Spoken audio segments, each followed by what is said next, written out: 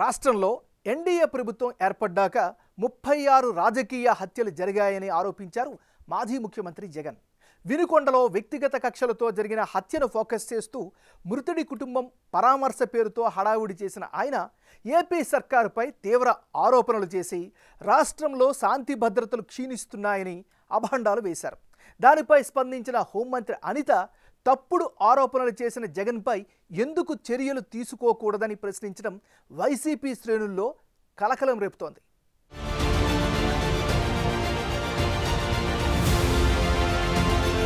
పల్నాడు జిల్లా వినుకొండలో రషీద్ అనే యువకుడు హత్యకు గురవడంతో మాజీ ముఖ్యమంత్రి జగన్ బాధిత కుటుంబాన్ని పరామర్శించే పేరుతో అక్కడికి వెళ్లారు. బాధిత కుటుంబానికి ఏ సాయం ప్రకటించలేదు. కానీ ఆ సందర్భంగా కూటమి ప్రభుత్వం అధికారంలోకి వచ్చిన 45 రోజుల్లో రాష్ట్రంలో మారణకాండ జరిగిపోతోందని ఆందోళన వ్యక్తం చేస్తూ వివరాల్ని చక్కగా చదివి వినిపించారు. క్రైమ్ అప్డేట్స్ అన్ని నిఘా వర్గాల దగ్గర నుంచి సేకరించినట్టు రాష్ట్ర వ్యాప్తంగా 36 హత్యలు, 35 ఆత్మహత్యలు, 300 హత్యాయత్నాలు జరిగిపోయాయని ఆరోపణలు గుప్పించారు. ఈ 45 రోజుల పాలనలో ఏకంగా 31 రాజకీయ హత్యలు జరిగాయి. 31 కూడా కాదు. ఇక్కడికి రాకముందు మా వాళ్ళు నాకు చెప్పిన సంఖ్య 36. 45 రోజుల్లో దాదాపుగా 36 రాజకీయ హత్యలు,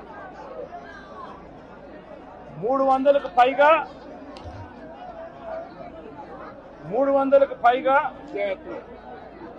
హత్యాయత్నాలు,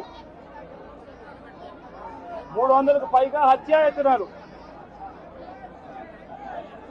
తెలుగుదేశం పార్టీ వాళ్ళ వేధింపులు భరించలేక 35 మంది ఆత్మహత్యలు చేసుకున్న పరిస్థితులు రాష్ట్రంలో ఉన్నాయి. 560 చోట్ల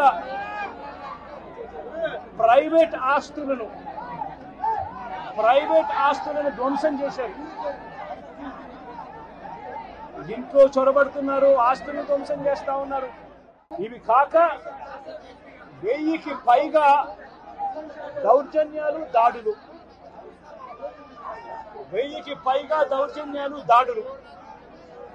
ఈ 45 రోజుల్లో తెలుగుదేశం పార్టీ అధికారంలోకి వచ్చిన తర్వాత ఈ రాష్ట్రంలో ఇది లా అండ్ ఆర్డర్ పరిస్థితి. జగన్ ఆరోపణలపై సమగ్ర వివరాలతో మీడియా ముందుకొచ్చిన హోంమంత్రి వంగల్పూడి అనిత తప్పుడు ఆరోపణలు చేస్తున్న పులివెందుల ఎమ్మెల్యే జగన్పై ఎందుకు కేసు పెట్టకూడదని ప్రశ్నించారు. 300కు పైగా హత్యాయత్నాలు, 36 హత్యలు, 100 కొద్దీ దాడులు, దౌర్జన్యాలు జరిగాయంటూ ఆయన అసత్యాలు చెబుతున్నారని మండిపడ్డారు. వాటికి సంబంధించిన ఆధారాలుంటే ఇవ్వాలని, లేకపోతే తప్పుడు ఆరోపణలు చేసినందుకు ఆయనపై ఎందుకు చర్యలు తీసుకోకూడదో చెప్పాలని ఆగ్రహం వ్యక్తం చేశారు. వర్గ విభేదాల వల్ల జరిగిన ఒక హత్యను తీసుకొచ్చి దాన్ని వేదికగా మార్చుకొని ఏదో రకంగా తిరిగి తీసుకొచ్చి నంగనాచి కబుర్లు మాట్లాడాలి, ప్రజల్లోని మళ్ళీ ఒక భయాన్ని క్రియేట్ చేయాలి అని చెప్పి బురద జల్లే కార్యక్రమానికి శ్రీకారం చుట్టడానికి అని చెప్పి ఒక డైవర్షన్ పాలిటిక్స్ చేయడానికి ఈరోజు మళ్ళా జగన్మోహన్ రెడ్డి ముందుకొచ్చి మొన్న ప్రెస్ మీట్లో మాట్లాడాడు. నిజంగా చెప్పాలంటే జగన్మోహన్ రెడ్డి ఆ రోజు మాట్లాడిన మాటల్ని బేస్ చేసుకొని ఈరోజు గవర్నమెంట్ ఎందుకు అతని మీద చర్యలు తీసుకోకూడదు? ఎందుకు నేను ఈ మాట మాట్లాడుతున్నానంటే ఆ రోజు జగన్మోహన్ రెడ్డి మాట్లాడుతూ చాలా ఎలిగేషన్స్ చేశారు. ఆ ఎలిగేషన్స్లో సుమారుగా 36 రాజకీయ హత్యలు జరిగినాయి ఈ 45 రోజుల్లో. దగ్గర 300కు పైగా హత్యాయత్నాలు, 35 ఆత్మహత్యలు అని చెప్పి ఏదో 560 చోట్ల ప్రైవేట్ ఆస్తులను ధ్వంసం చేశారని రకరకాలైన ఎలిగేషన్స్ అనమాట. 490 ప్రభుత్వ ఆస్తులను ధ్వంసం చేశారని, 1000 వరకు దౌర్జన్యాలు, దాడులు చేశారని ఫిగర్స్తో సైతం ఇచ్చారు. వీటన్నిటి గురించి పక్కన పెట్టు. 36 రాజకీయ హత్యలను మాట్లాడు. నీ దగ్గర డేటా ఉందా? డేటా ఉంటే నాకు ఇవ్వండి ఒకసారి. యాజ్ హోమ్ మినిస్టర్గా అడుగుతున్నాను నేను. నీ దగ్గర నిజంగానే 36 రాజకీయ హత్యలు జరిగినాయి అని చెప్పి నీ దగ్గర కనుక డేటా ఉంటే ఇవ్వు. డేటా లేకపోతే ఎందుకు అలా చేసావు? నీ మీద ఎందుకు చర్య తీసుకోకూడదు పులివెందుల ఎమ్మెల్యే జగన్మోహన్ రెడ్డి నీ మీద? వైసీపీ పాలనలో ఆడబిడ్డలపై అత్యాచారాలు జరిగితే కనీసం నోరు మెదపని జగన్ నేడు ప్రజల్లో భయాందోళన సృష్టించడానికి గవర్నర్ని కలుస్తా, ఢిల్లీ వెళ్లి ధర్నా చేస్తానంటూ మాట్లాడుతున్నారని ధ్వజమెత్తారు. చిన్న పోస్టు పెట్టారని, రంగనాయకమ్మను వయసు కూడా చూడకుండా వేధించారని, గౌతు శిరీషని సిఐడి కార్యాలయంలో కూర్చోబెట్టారని, చింతకాయల విజయ్ని ఇబ్బంది పెట్టారని, చాలా మందిపై తప్పుడు కేసులు బనాయించడంతో వారంతా కోర్టుల చుట్టూ తిరుగుతున్నారని అనిత గుర్తు చేశారు. జరిగిన ఇన్సిడెంట్ అమరావతి గురించి ఒక చిన్న పోస్ట్ పెట్టారని సిఐడి వాళ్ళని పంపించి ఆవిడ వయసును కూడా పక్కన పెట్టి వాళ్ళ చేత విచారణ జరిపించి సిఐడి ఆఫీసులో కూర్చోబెట్టి విచారణ చేపట్టావు. ఇలాంటి సంఘటనలు గౌతు శిరీష గారు ఒక చిన్న పోస్ట్ గవర్నమెంట్కి వ్యతిరేకంగా పెట్టారని సిఐడి నోటీస్ ఇచ్చి ఆవిడ సిఐడి ఆఫీసులో కూర్చోబెట్టావు. చింతకాయల విజయ్ గారిని ఇలా చాలామంది మా టీడీపీ లీడర్లని కాకుండా జనసేన లీడర్లని కూడా గవర్నమెంట్ మీద యాడ్వర్స్గా తప్పుగా ఒక పోస్ట్ పెడితేనే, నిజం అయినప్పటికీ కూడా తప్పుగా మీకు వ్యతిరేకంగా ఒక పోస్ట్ పెడితేనే సిఐడి ఆఫీసులను తీసుకొచ్చి నువ్వు కూర్చోబెట్టి చర్యలు తీసుకొని మా మీద ఎంక్వైరీలు వేసావు. ఈ రోజుకి కేసులు నడుస్తున్నాయి, ఈ రోజుకి కేసులు సంబంధించి కోర్టుల చుట్టూ తిరుగుతున్నారు. మరి ఇంత డెలిబరేట్గా ఒక శవాన్ని అంటే పలకరించడానికి వెళ్ళి అక్కడ ఏదో హత్య జరిగింది ఆ కుటుంబాన్ని పరామర్శించడానికి వెళ్ళి పరామర్శించడం మానేసి బయటకు వచ్చి నువ్వు గవర్నమెంట్ మీద ఎలిగేట్ చేశావు. హత్యల డేటా ఇవ్వమని హోంమంత్రి ప్రశ్నించిన మరుసటి రోజే జగన్ హడావిడిగా వెళ్లి గవర్నర్ జస్టిస్ అబ్దుల్ నజీర్ని కలిశారు.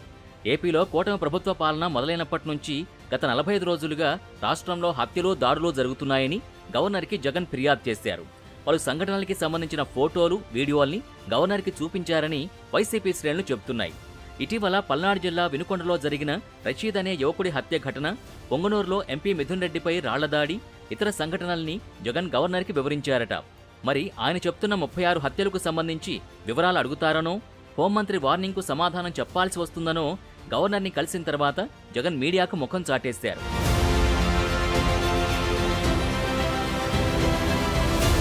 జగన్ని పులివెందుల ఎమ్మెల్యే అని హోంమంత్రి అనిత సంబోధించటం, మైండ్ దొబ్బిందా అని ప్రశ్నించటం మాజీ మంత్రి అంబటి రాంబాబుకి తెగ కోపం తెప్పించినట్టు కనిపించింది.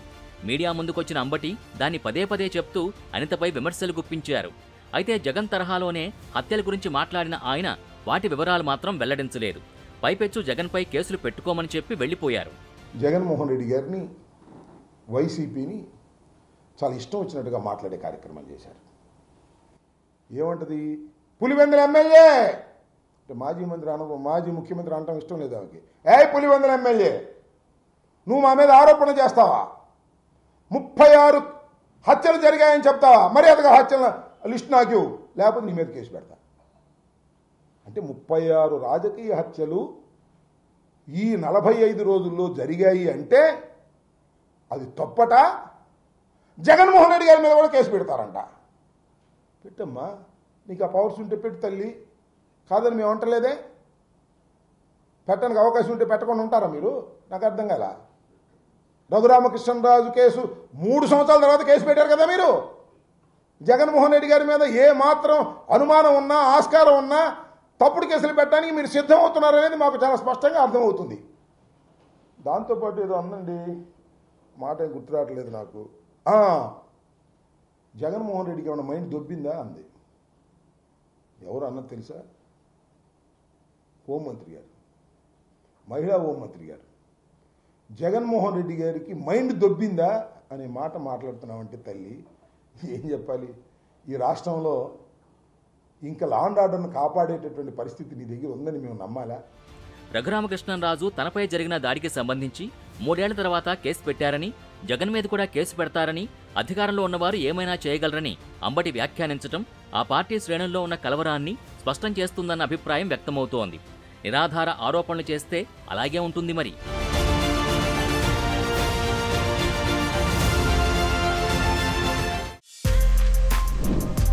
For more videos like this, subscribe Big TV channel.